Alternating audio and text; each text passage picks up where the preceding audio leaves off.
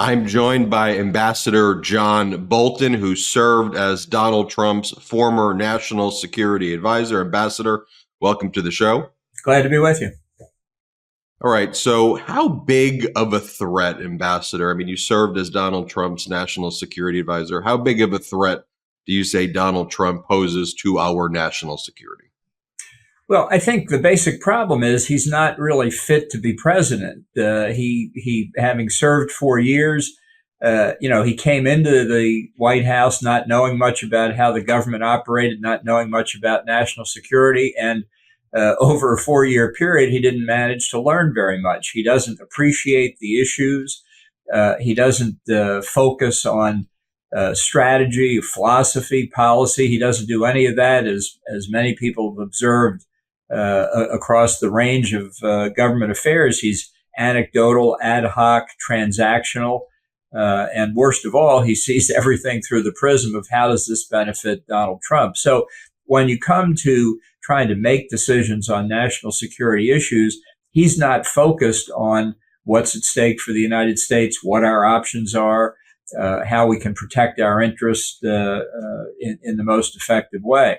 And no president comes into the office fully equipped for all the challenges they're going to face. The job is too big.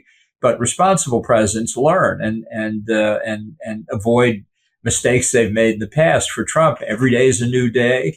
That's the way it is said he ran his real estate business, and maybe that was successful for him, but that's not the way you run the White House. You know, you've worked in other administrations, you've worked in government for a long time. I'm not revealing any state secrets there, I don't think. Did you ever expect anything like this? I mean, has this exceeded even kind of your worst expectations of the depths of kind of the worst possible scenarios seeing Trump?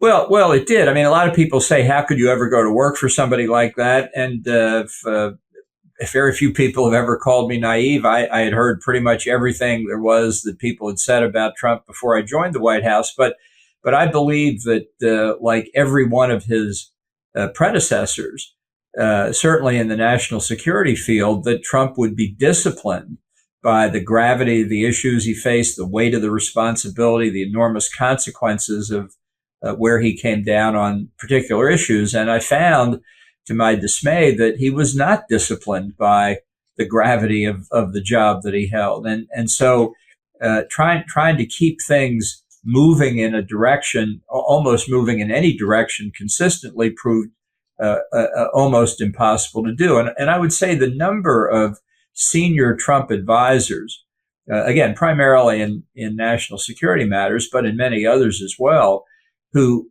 have come to the conclusion that he's really not suitable for the office, I think is unprecedented in American history. And I would just underline, these are not, it's true in my case, but I think it's true in all the others as well. These are not people who are disagreeing with particular policy outcomes on this issue or that issue. I think many of the decisions Trump made were correct. But it was like rolling dice whether you would get him to that point or not, and that's just not how, particularly in a very challenging time internationally, you want a president to perform. So when so many of his top aides decide and say publicly they don't think he should be reelected, I think that's a legitimate cause for concern, because you have to ask then who's going to go to work for him in a second term. You talk about rolling the dice. I think about the Daisy ad from 1964. I think about the ads about it's 3 a.m. in the morning. You get the phone call. You have to make the decision about whether there's going to be a nuclear attack. I mean, these are the decisions for people who hold the highest office in our lands. As a former national security advisor and the former national security advisor to Donald Trump, would you trust Donald Trump with the nuclear codes? Well, he's going to have them if he's president again, whether anybody trusts him or not. That's the way the system works. And I think that's the way it has to work. The president's the ultimate decision maker. But because he doesn't understand what the issues are, what the stakes are in international affairs, he's really not able to weigh the national security interest effectively. And for example, he has said repeatedly publicly himself, I'm not making this up, this comes out of his own lips, that he sees relations between countries as essentially being equivalent to the personal relationships between the heads of state. So he would say, if I have a good personal relationship with Vladimir Putin or Xi Jinping, then the United States has good relations with Russia or China. Now, I would never totally dismiss personal relations in international affairs or anything else, but it's simply not accurate to say that if he gets along with Vlad Putin, that we're going to get along with Russia. And that's the kind of, it's a form of trivialization of what can be some very complex questions that he doesn't bother to get into because he's either not interested in them or doesn't understand them. I mean, did you ever think that in the Republican Party, you'd go from Ronald Reagan, tear down the wall, Mr. Gorbachev, to Donald Trump saying, Vladimir Putin, I got a great relationship with him. He's a really good guy. You ever imagine that when you were kind of coming up in the ranks to be in the national security advisor? Well, no, that's pretty clear. In fact, I wouldn't even imagine a Democrat who would say something like that. I mean, you have to go back to Henry Wallace in 1948 to find anybody even comparable at the national level. And you would think over time that Trump would have learned something about what it's like to deal with leaders, adversaries like Xi Jinping or Putin or Kim Jong-un or the Ayatollah Khamenei or whomever it might be. But he doesn't grow. He doesn't learn. It's the same approach that he pursues on almost anything that comes across his desk. And I think that's very troubling too, because I do think national security matters endangering the safety of the people of the country ought to be treated differently than more routine matters. And that just never crossed his mind, I don't think. You were recently quoted as saying something to the effect of, Donald Trump is more of like a wannabe dictator than a dictator. You think the quote was, he's a property developer, but too stupid to be an actual dictator. One, is that quote accurate? I think it was translated from an interview you did with the French paper. And can you expound on that if it is correct? Well, I spoke in English. It was translated into French and then perhaps translated from French back to English. So I can't vouch for it. But what I can say is that and I don't get into the shrink area. I'm not going to psychoanalyze Trump, but I think he would like to be less constrained in what he can do with the presidency. And he looks at people like Putin or Xi or Kim, Erdogan of Turkey, and he sees that in those countries, those people basically are unrestrained. And I think he kind of envies it. It also goes to the point I just made a moment ago, because he wants a good personal relationship with that sort of leader, that he'd like to pretend that he's sort of like them too. He's a big guy, does big guy things. It's part of what advisors are for, is to give the president their best judgment when a course that he may want to take, and he's human like everybody else, when it's just going a bridge too far, and that grates on him. If we go back to the 2020 debate, one of the jarring moments was Donald Trump saying, "Proud Boys, stand back and stand by." That was, a lot of people remembered that moment. Now Donald Trump gives these rallies. The first event he held of the campaign season was in Waco, Texas, but he starts all of these events with the January 6th anthem. He's taken our national anthem, he's changed the words, and he now sings the song with the January 6th rioters who are in the DC jail, some of the most violent of the insurrectionists, who he calls to free, and he calls them hostages. How odd, how weird, how dangerous is that rhetoric, and what do you make of that?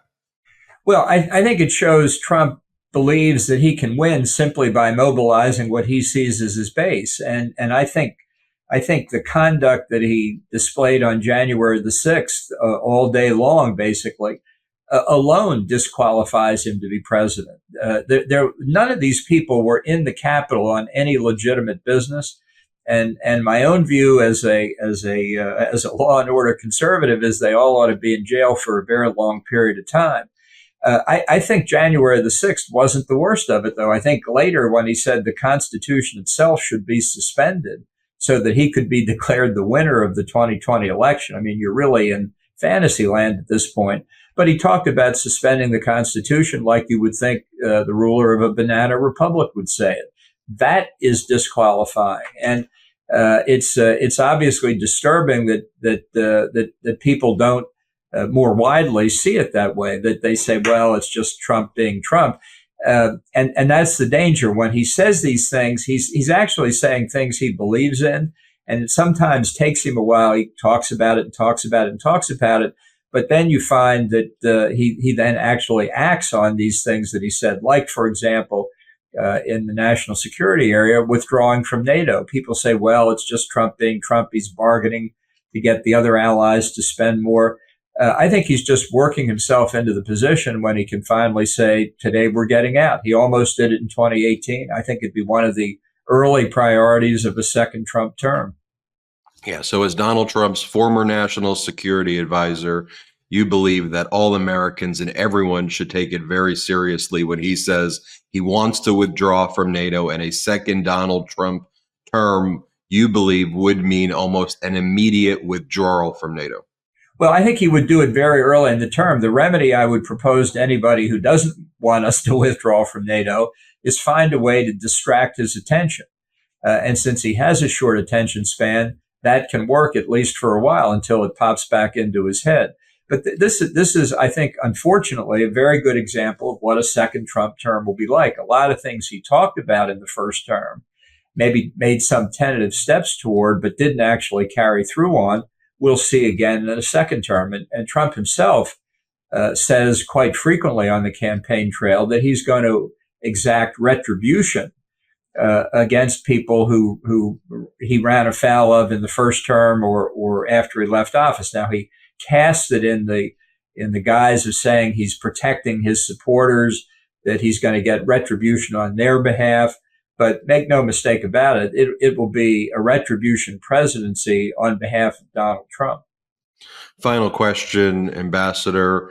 George W. Bush, Mitt Romney, Paul Ryan, former Vice President Pence, John Bolton, Trump's former chief of staff, former Defense Secretary Mark Esper, yourself, I could go on. These are people who have worked very closely with Donald Trump or worked for Donald Trump in the highest positions of power or had the highest positions in the Republican Party, are not supporting Donald Trump or are outright saying do not support Donald Trump. What does that tell you?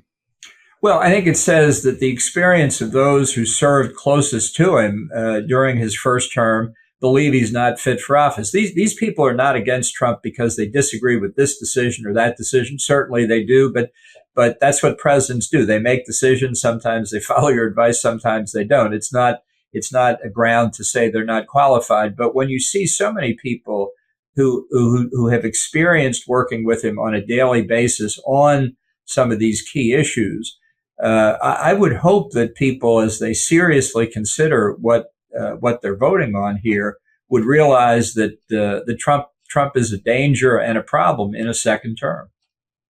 Ambassador Bolton, thanks for your time today. We appreciate it. Glad to be with you. All right, everybody, hit subscribe. We're on our way to 3 million subscribers here, and have a wonderful day. Love this video? Make sure you stay up to date on the latest breaking news and all things Meidas by signing up to the MeidasTouch newsletter at MeidasTouch.com/newsletter.